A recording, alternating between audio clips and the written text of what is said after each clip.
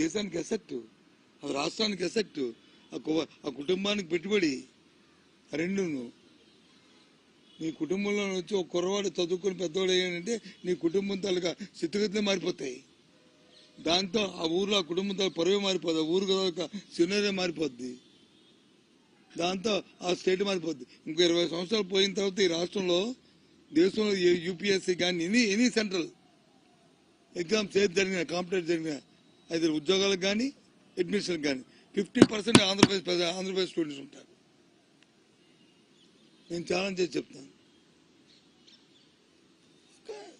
ఎందుకు అంత రిఫార్మ్ జరుగుతున్నాడు? ఎందుకు పూర్వం ఎవరికైనా వైద్యం కావాలా? నా చిన్నప్పుడు వచ్చి ఒక ఆపరేషన్ చేయాలంటే హైదరాబాద్ బాంబే మద్రాసు వెళ్ళేవాళ్ళం బైపాస్ చేసుకోవాలంటే. అవునా? ఆ తర్వాత మారింది, హైదరాబాద్కి వచ్చింది. హైదరాబాద్ నుంచి విజయవాడకి వైజాగ్కి వచ్చాం. ఇప్పుడు వైజాగ్ కూడా అక్కడ పాడేందుకు చేస్తారు? మెడికల్ సూపర్ స్పెషాలిటీ హాస్పిటల్లోను మా పార్పుల్లో చేస్తారు, సూపర్ స్పెషాలిటీ హాస్పిటల్లో శ్రీకాకుళంలో చేస్తారు. కిడ్నీ బాధితులకి అక్కడ పెద్ద హాస్పిటల్, ఎంతమంది వచ్చారో అందరూ వెళ్ళారు, దేశ విదేశాల్లో వచ్చారు. మన ప్రతిపక్ష నాయకుడు సెలబ్రిటీ నాయకుడు అయితే ఓ 2-3 సార్లు విజిట్ చేశాడు. ఎవరికైనా బుర్రలోకి వచ్చిందే 700 కోట్లతో ఒక కిడ్నీ హాస్పిటల్ పెట్టాలని? తలంపు వచ్చిందా? 970 కిలోమీటర్ల సీకి వస్తుంది మనకి.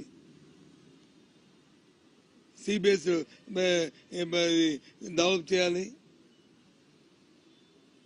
అని ఇప్పుడు వచ్చిందా? ఇప్పుడు ఎన్ని జట్టీలు, ఎన్ని పోర్ట్లు, ఎన్ని పెడుతున్నాం?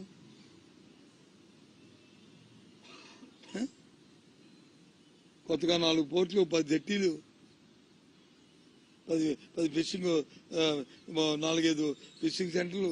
ఇవన్నీ కూడా సహజ సంపద కదా. ఇదేమి ఇండస్ట్రీ పెట్టక్కలేదు, ఫ్యాక్టరీ పెట్టక్కలేదు కదా. సముద్రంలోకి వెళ్తే ఇచ్చడమే కదా. ఉన్న కారిడార్ని ఉపయోగించుకోవడమే కదా ట్రాన్స్పోర్ట్కి. ఎంత మనకి ఎకానమీ మిగులుతుంది, ఎంత ఎకానమీ సేవ్ చేస్తున్నాము, ఎంత రెవెన్యూ సంపాదించుకోవడం వస్తుంది ఫ్యూచర్లో. ఇవన్నీ వెల్ఫేర్ కాదే. అది వెల్ఫేర్ పెట్టి ఒక ఏదో 3,000 రూపాయలు శాంక్షన్ ఇస్తే అది వెల్ఫేర్ అవ్వచ్చు. కానీ దానివల్ల కూడా వాడి తాలూకు జీవన స్థితిగతులు మారాయి. దానివల్ల కూడా ఆ కుటుంబంతో ఆర్థిక పరిస్థితులు మారాయి. ఒక్కొక్క విలేజ్కి